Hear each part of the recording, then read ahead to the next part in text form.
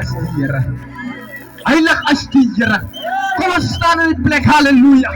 Vanoggend is daar, vanmiddag is daar niemand soos die Here nie. In die huis van die Here, apostel tot op 'n broer, eers begroet in die naam wat nooit verander nie. Van 'n ma apostel tot op 'n suster, eers gegroet in dieselfde naam Jesus. Jongeling almal wat in bereid is van my stem, hier is ook gegroet in die naam wat hulle sê jy moet hom Jesus noem. Ek dink vanmiddag kan ek nie in 'n ander naam groet nie, maar in hierdie naam Jesus. Vanmiddag is daar niemand wat met hierdie naam Jesus aan kan geroep word nie. Ek dink hulle sê, wanneer jy hierdie naam Jesus aanroep, dan land die duivel uit. Hulle sê, wanneer jy hierdie naam aanroep, omstandighede jy verander.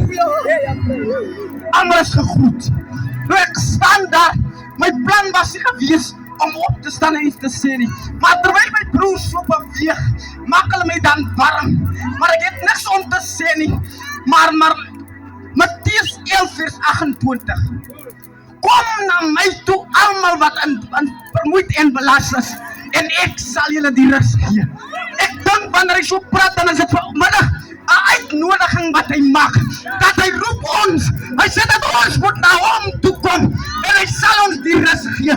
As daar iemand is wat baie ver is van die Here af, die Here roep jou vanmiddag, kom na hom toe, want dit is hier waar jy verlossing vind. Ek dink Jesaja 55, hy sê almal wat dors is, kom na my toe. Ek dink as jy by die Here is, jy sal nie dors is nie, want daar is alles wat hy vir jou sal gee. Ek dink hy sê iemand wat beloftes maak en dit nie nakom nie. Psalm 50 vers 15, roep my aan in die tyd van benoudheid en ek sal jou uithelp. Ek dink dis 'n belofte wat hy maak. Hy sê God wat ons in die steek sal laat nie. Kom na die Here toe en jou lewe is nooit weer dieselfde nie. Die Here seën.